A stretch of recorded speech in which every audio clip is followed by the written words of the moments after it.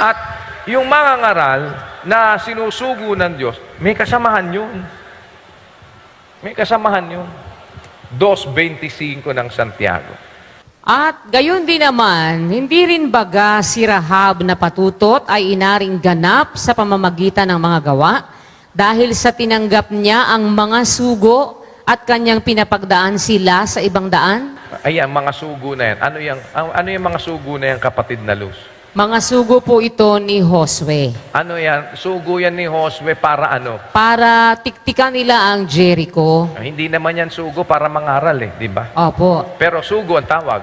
sugo ang tawag. Kung yung maniniktik lang, sugo ang tawag Di ba? Maniniktik lang yung sugo ang tawag Sino ang nagsugo sa kanila? Si Josue. Si Josue. Bakit sila tinawag na sugo? Ba't sila tinawag na sugo? Pinapunta sila doon ni Josue. Sinugo sila ni Josue. Di ba? Kaya tawag sa kanila sugo. Kung yung maniniktik lang, sinugo, tinawag sugo, di lalo pa yung mangangaral, makasugo ang tawag, hindi naman mangangaral Kaya nga, alam niyo mga kapatid, yung sugo, may kasama din yun May kasama ding sugo yun. Sino? Yung sinusugo ng sugo. Sapagkat yung sugo, kapag ka nagsugo yun, yung isinugo nun, ano tawag? Sugo rin. Di ba sinugo niya nga Kaya, ang sabi nga ng Gawa 26:17 hanggang 18, basa tayo. Na ililigtas kita sa bayan at sa mga hentil, na sa kanila'y sinusugo kita, upang idilat mo ang kanilang mga mata, upang sila'y mangagbalik sa ilaw mula sa kadiliman, at mula sa kapangyarihan ni Satanas hanggang sa Diyos, upang sila'y magsitanggap ng kapatawaran ng mga kasalanan at ng mga mana sa kasamahan ng mga pinapaging banal sa pamamagitan ng pananampalataya sa akin. Si Pablo, sugo ba si Pablo o hindi? Sugo. Sugo si Pablo. Ngayon, si Pablo na sugo, anong ginawa ni Pablo na sugo? Tignan ninyo. 1:5 ng Tito. Dahil dito'y iniwan kita sa Kreta, upang husayin mo ang mga bagay na nagkukulang at maghalal ng mga matanda sa bawat bayan na gaya ng ipinagbilin ko sa iyo. Yan. Si Tito naman, isinugo naman ni Pablo. Kaya yung sugo, may kasama din yung sugo. Kasi yung sugo, pwedeng magsugo yun. Di ba mga kapatid? Kaya nga sabi doon sa 2 Korinto naman, 8:16 hanggang 19. Datapwat salamat sa Diyos na naglalagay sa puso ni Tito niyong masikap na pag-iingat sa inyo, sapagkat tunay na tinanggap niya ang aming pamanhik, ngunit palibhasa'y lubhas siyang masikap ay napariyan sa inyo sa kanyang sariling kalooban. At sinugo naming kasama niya ang kapatid na ang kanyang kapurihan sa Ebanghelyo ay sa lahat ng mga iglesia. At hindi lamang gayon, kundi siya naman ang inihalal ng mga iglesia na maglakbay na kasama namin tungkol sa biyayang ito na pinangangasiwaan namin sa ikaluluwalhati ng Panginoon at upang ipamalas ang aming sikap. Yan, di ba? Sinugo ang wika naming kasama niya ang kapatid na ang kanyang kapurihan sa Ebanghelyo ay sa lahat ng mga iglesia. Sino yun? Si Timoteo. Di ba? Kaya, yung sugo, nakakapagsugo yun Dapat nating maintindihan, mga kapatid. Tumatawid yun. Kaya, si kapatid na Eli, alam nyo, kahit na ite-trace natin si kapatid na Eli, siya lang ang binigyan ng kapatid na Perez ng karapatang maging ministro. Sa lahat, during their time, siya lang ang binigyan ng karapatang maging ministro. Ngayon, kung halimbawa, hindi mo naman tinatanggap yung pagkasugo ng kapatid na Perez, ang karunungan naman, nagsusugo rin Hindi ba? Kaya, alam nyo, minsan, yung iba lang, ayaw tanggapin tinatanggap mo yung sugo. Pag tinatanggap mo yung sugo, tanggapin mo din yung sugo yung isinusugo nung sugo.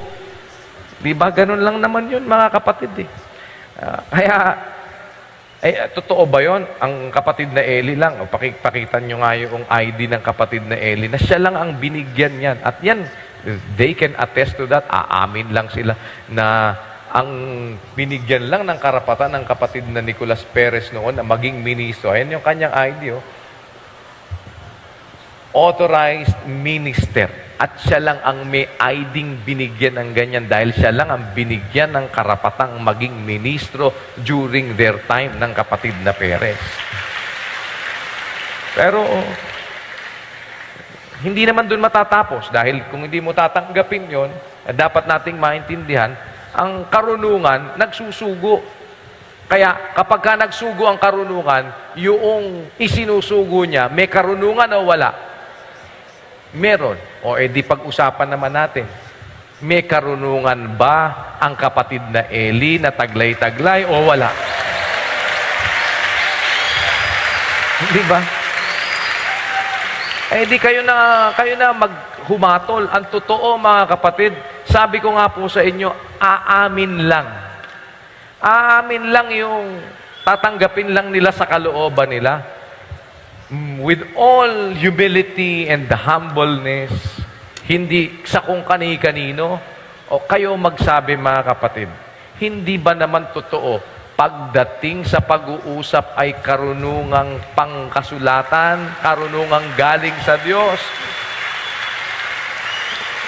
Nakakita na ba kayo ng aagapay man lang sa karunungang daladala ng kapatid na Eli, kahit sino pang mga ministro?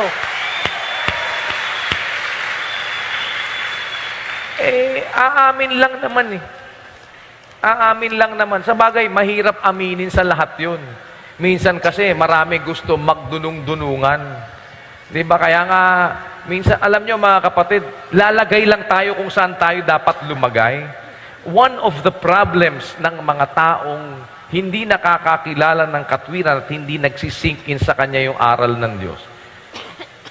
Parang pag may natutunang kapirasong bagay, feeling niya marami na siyang alam. Alam nyo yung karunungang bigay ng Diyos, yung karunungang galing sa Diyos, hindi mo pwedeng tapatan yun eh. Hindi mo pwedeng tapatan yun. Kahit na ano pa ang gawin mo, hindi kasi pwedeng i-acquire ng tao yun sa eskwelahan eh. Hindi yun pwedeng makuha sa internet. Lalo na, di ba? Hindi yun pwedeng makuha sa hindi yun na-acquire doon. Yun ay karunungang ibinibigay yun ng Diyos. Kaya nga, bibigyan ko kayo ng bibig at karunungan. Yun ay bigay ng Diyos. Yung bibig, karunungan, bigay ng Diyos yun. At pagkabigay ng Diyos, hindi pa pwedeng mabili yan. Hindi rin pwedeng makuha yan sa pag-aaral. Hindi yan kahit ano pa sabihin mo, bigay ng Diyos yan eh. Bigay ng Diyos yan. At sabi ko nga po sa inyo mga kapatid, sa bagay, ayan si kapatid na Luz. Kaya kami kahit papaano, nakapag-aral kami sa eskwelahan ng tao eh. Kahit papaano, nakagraduate si kapatid na Luz ng BSIE. BSIE. Nakagraduate siya, BSIE. Oh. Si kapatid na Ruth, nakagraduate ng BS Economics. Nagtapos siya ng ano? Tapos din siya ng law. 'Di ba? Nakapag-aral kami sa eskwelahan ng tao eh. Kahit papaano, pwede namin masabing may pinag-aralan kami.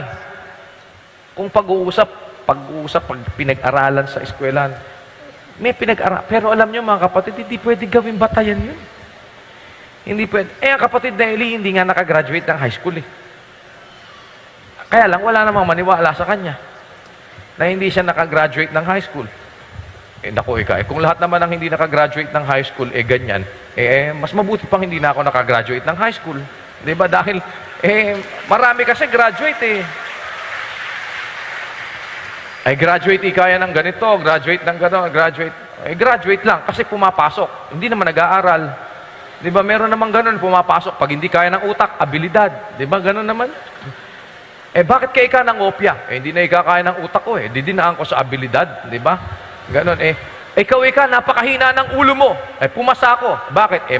Mahina ulo ko, pero matalas ang mata ko. Di ba sabi niya ganon? Mahina ulo niya, matalas ang mata niya. Kanya-kanyang paraan lang yan, kanya-kanyang abilidad lang yan. Pero dapat nating maintindihan mga kapatid, hindi kasi makukuha yan sa kahit ano pa pag-aralan mo, hindi yan makukuha. At kayo naman ang makakapagpatunay kung tatapatin nyo ang kalooban ninyo mga kapatid. Kami nga pagka may sinasabi ang kapatid na Eli, ano niya, nakakapangliit. Nakakapangliit. Pagka minsan tinitignan ko kapatid na Eli, pag may broadcast kami, pag nandun kami sa Amerika, magbo-broadcast kaming ganyan. Minsan, magsasalita siya, nakaganyan lang ako sa kanya eh.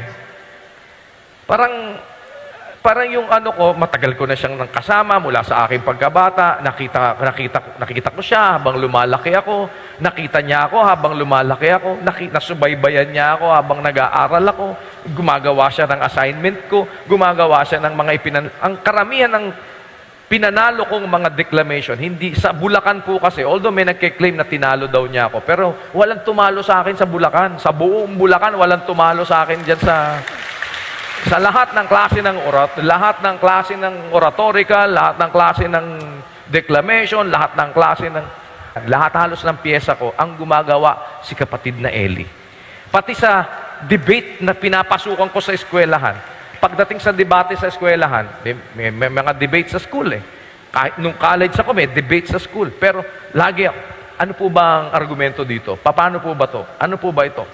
Tapos, syempre, eskwelahan lang yon. Pero, eskwelahan yon, ang daladala kong pandebate, yung itinuro niya sa akin. Kaya, nagmumukhang tanga yung mga, sabi na, ano pa yung pinagsasabi mo? Yan ang problema sa inyo, nakikipagdebate kayo. Hindi nyo pinag-aaralan kung ano yung pyesa ninyo, kung ano yung dinidepensa ninyo. And later on, umaamin sila doon sa kanilang, pumapanig na sila sa'yo. Hindi nila namamalayan. Lahat ng mga yon, biruin mo, nandun ka sa kolehiyo, nagtatanong ka doon sa hindi nakagraduate ng high school. Di ba? Nakagraduate ka na ng kolehiyo, pagkatapos namin gumraduate ng kolehiyo, nag-aaral pa kami ng kung ano-ano. Pero saan kami nagtatanong? Sa kapatid na Eli. Sino nagtuturo sa amin? Ang kapatid na Eli. Kaya alam nyo mga kapatid, kahit sa guni-guni, nunca na iniisip namin sa puso namin na para bang kami mas marunong pa sa kapatid na Eli o hindi. Kung may natutunan man kami, kung meron man kaming nalalaman, kung kami man ay awa ng Panginoon nakakapagsalita sa inyo, una, awa ng Diyos. Pangalawa, kinasangkapan niya sa atin ang kapatid na Eli para meron tayong sabihin.